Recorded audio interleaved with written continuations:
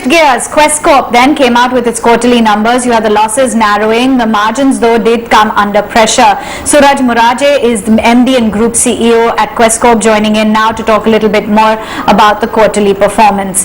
Thank you so much for taking time out. Let's just talk about the quarter gone by. Outlook on your bottom line as well as your overall revenue growth, because understandably it has been a challenging time.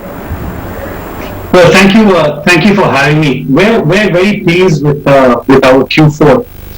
If you look at the momentum of the business coming out, despite Q1 saw our revenues drop by almost 20% last year, and in Q4, if you take out the two businesses that have been still impacted by COVID, one is the food business, which is which depends on people coming to the offices, and the second is our training and skill development business, which depends on students coming to school.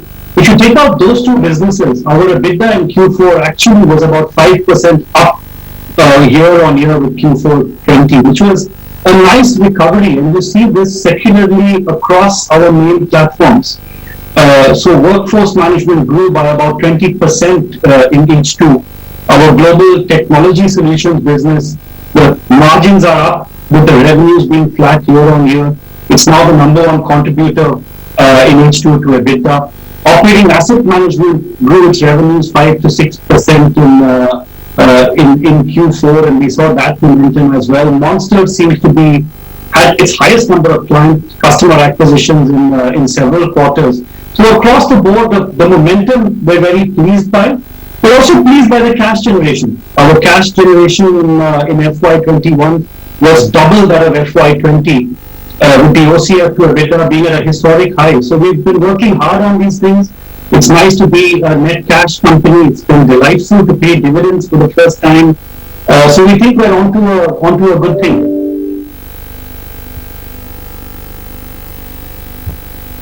What about the overall workforce management segment? Profits have been hit here, revenues are flat, and even your operating asset management, particularly the security business, facility management, how do you see that playing out over the next couple of quarters?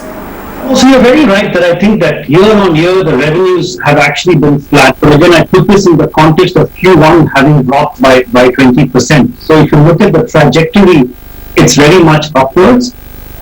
Each of these businesses has grown, upwards of 6-7% in Q4. Clearly, with the current wave that hopefully is ending now, there has been a temporary loss of momentum. But I think that if you look at the ability of the business, the ability of the sales, the new customer acquisition, we're actually very hopeful that once the lockdowns are over, we'll start to pick up very quickly again. So overall, I must say we're feeling optimistic.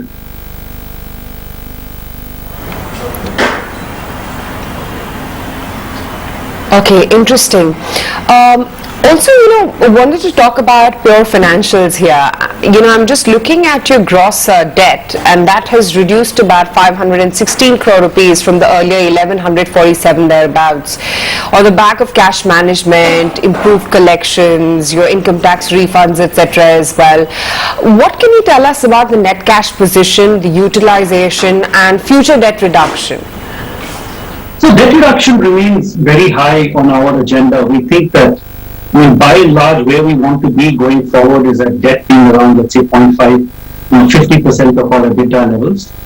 We do have a new capital allocation policy. We've said that we will distribute approximately a third of our free cash flow generated over the next 2 years back to our shareholders through dividend and buyback. And that speaks for a third. I think the remaining third goes to ensuring that we keep our gross debt at a manageable level, and obviously towards growth.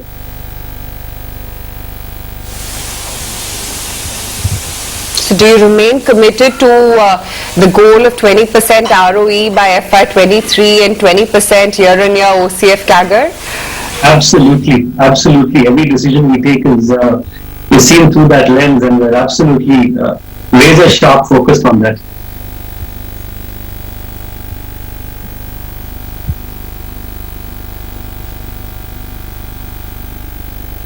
Now the company has underwent a lot of technology-enabled transformation to make employee productivity more streamlined, things to improve in terms of efficiency and capital allocation. Can you give me an example of how the tech play has changed for you? Absolutely. I mean, I think that we've discussed in the past, the Indian grey collar space is probably amongst the least productive space in the world, I would think. And we're using technology in two ways. One is to make our own hire to retire process more effective, because every incremental hire we get per recruiter per month drives gross margin for us. And the second is by driving the productivity, the work content of what our workers do. I'll give you an example of each. So, for example, on recruiter productivity, we launched QJobs last year. It's our blue collar portal. We've hit about 500,000 downloads now.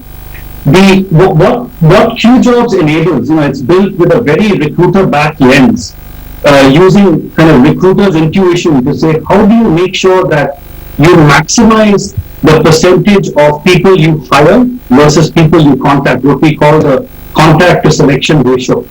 And we've introduced things like pre-screening questions, credentializing, and in some of our key roles, we've actually hit contact to selection ratios of 30 to 50%, which means that in the best roles, for every 2 candidates a recruiter contacts, they actually hire 1.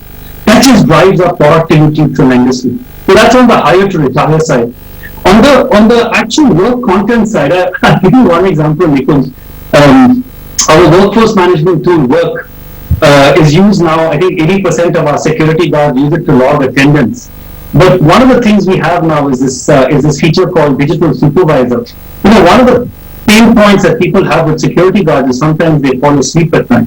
So what Digital Supervisor does is it randomly pings our security guards at night, asking them to solve a puzzle or do a task, and we measure how long they actually take to respond, and that gives us a sense of how alert they're being. So we're trying to embed technology into everything we do to improve the quality of our outcomes and improve the productivity of what we're doing.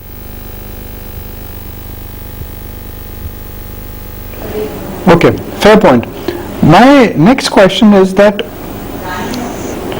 how much of your business currently is still what could be called as a basic staffing business, which is that you just provide an employee, and that's a very basic business. Well, how much of your business is where you've managed to really move up the value chain? The same service 3 years ago you were, let's say, commanding X premium. Now the premium has moved to double X or triple X.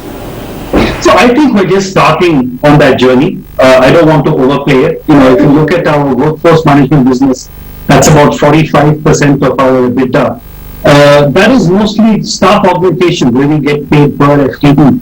If you take our operating asset management business, another 20% of our EBITDA, I would say at least half of that is where we are not doing managed services. So if you look at the overall mix, maybe about 50% of our work is on a per task basis, and 50% is on a per person basis. We are driving this shift, and we're running a lot of interesting pilots even within our traditional workforce management business, which has been on a per FTE basis. Some of this is driven through our investment in TaskNow, the digital gig company that we invested in January this year. But what they do is they accept per task requests from our customers, and then they pay back to back on a per task basis also to taskers. And so that is going quite nicely.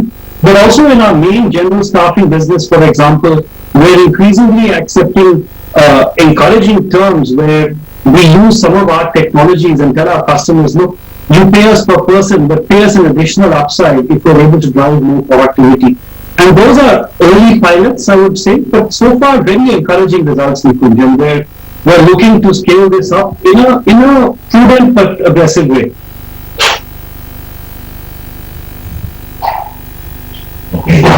To go on that note, appreciate your time, Suraj. Thank you so much for joining in with a snapshot of what the overall environment looks like, as well as your business, driving tech, etc. Well, let's move on from one corporate to